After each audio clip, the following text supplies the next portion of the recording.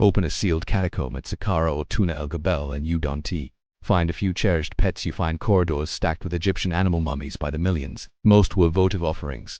A donor paid a temple to supply a sacred species, ibis cat, falcon, dog, so the mummy could carry their prayer to a god. That makes animal mummy industry a fair term.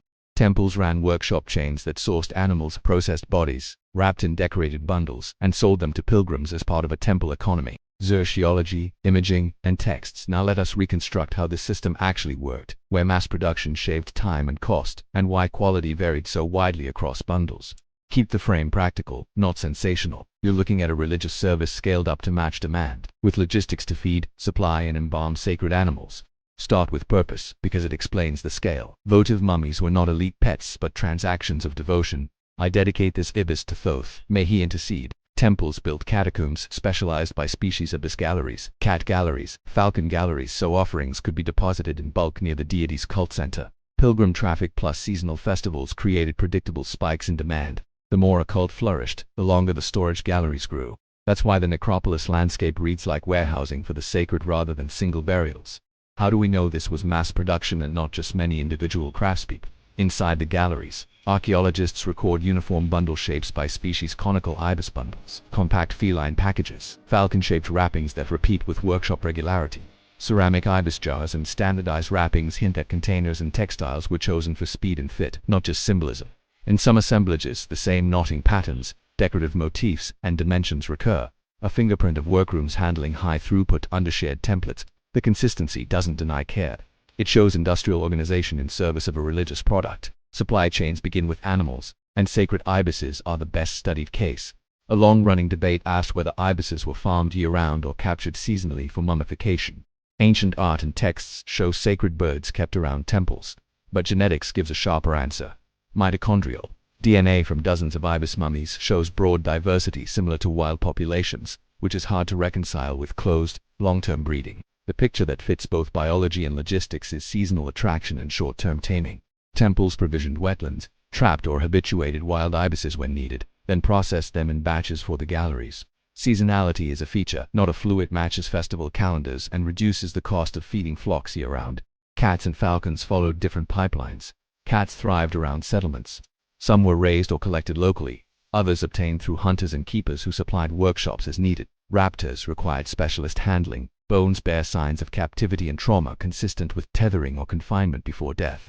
And bundles often include symbolic elements that signal the species even when skeletal remains are fragmentary. Across species, the bottlenecks were predictable feed, housing, and timing. Workshops that solved those constraints could deliver offerings at price points a wide range of pilgrims could afford. Imaging is where the industry really shows. X-rays and micro-CT reveal that many bundles contain complete animals. Many others contain partial remains, feathers, bones, eggshell, or a mixture.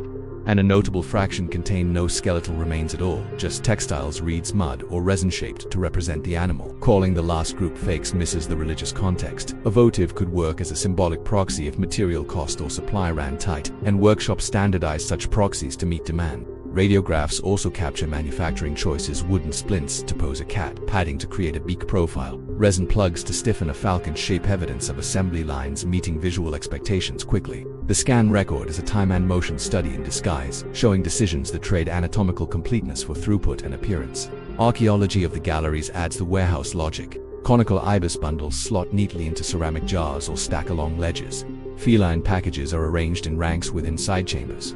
Corridors are filled methodically until blocked and then bypassed by new tunnels. In some sectors, charcoal lenses, ash deposits, and tool marks point to nearby processing zones, places where bodies were desiccated, wrapped, and sealed before rapid deposition. Texts from the sacred animal necropolis reference administration and offerings, while temple records from related sites track provisioning, linen consumption, and labor. Paper trails of a service business with sacred aims. Put together, the architecture and paperwork say flowline, not one-off memorial.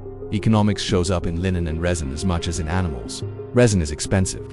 Heavy use appears in high status or display pieces, while mass votives often use sparing plugs and coatings. Linen quality varies. Fine outer bandages for appearance. Coarse fill beneath for bulk, just enough to hold a shape and take a pattern. Cartonnage masks, colored cords, and geometric wrappings mark premium tiers.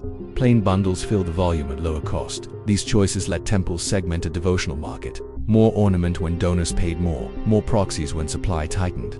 What about quality control? Were customers deceived? From a modern perspective, a cat mummy without a cat feels like a scam. From a votive perspective, the power lies in correct species association and ritual performance, not in forensic completeness. That said, imaging shows a spectrum. Some bundles are careful, with posed skeletons and intact skulls. Others are tokens with minimal animal content, and some are empty forms. Rather than assuming fraud, it's safer to read these as price points and supply responses inside a living ritual economy. When a cult scaled up, workshops met demand with what materials and time allowed, keeping the visual promise of the species front and center. Zooarchaeology fills in life histories before wrapping. Cats show healed fractures, tooth wear, and nutritional markers that map captivity and human proximity. Ibises display limb injuries, tethering traces, and butchery or desiccation marks that signal handling before embalming. Falcons and other birds of prey sometimes show trauma consistent with trapping and restraint. These signatures, combined with bundle counts and gallery volume, quantify the human effort behind ancient mass-production animal keepers, trappers, embalmers, wrappers, carriers, and record keepers in coordinated cycles. Workshops also left design tells. Ibis bundles often have uniform conical forms whose curvature matches the jars they were destined for, implying that container standards dictated external shape as much as anatomy did.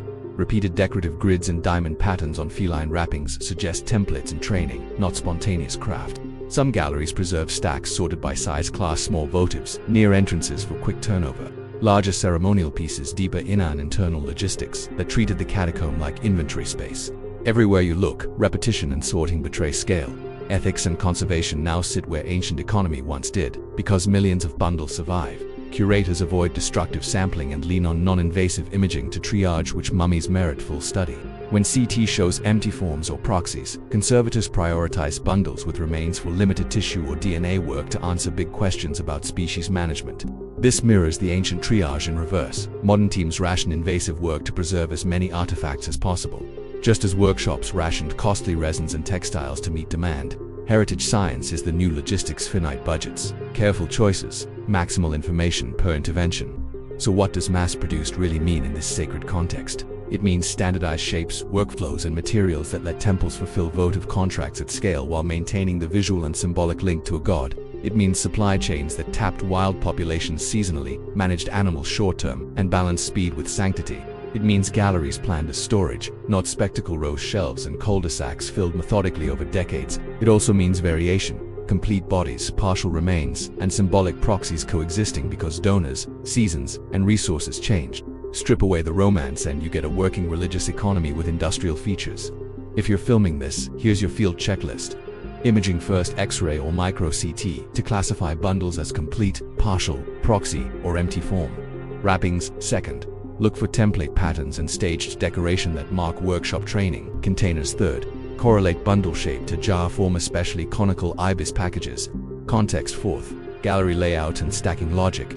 Evidence of processing nearby: ash, resin tools, texts, and admin fifth. Any papyri or inscriptions that tie offerings to temple operations. Finally, species signals: feathers, beak profiles, teeth, claws, visuals that workshops amplified to make the votive read correctly at a glance. The takeaway is sober and more interesting than scandal. Egyptian animal mummies were products of a temple economy that industrialized devotion without abandoning meaning. They show how belief scales, through standards, supply chains, and skilled labor that turn intention into millions of physical prayers. Modern zooarchaeology and imaging don't reduce the sacred, they clarify the craft and cost behind it, from wild-caught ibises to ribboned cats arranged for fast deposition. If this evidence-first tour reframed the story from fakes to flows, stay with us. Next, we'll open a micro-CT case file and quantify one workshop's throughput from a single gallery wall.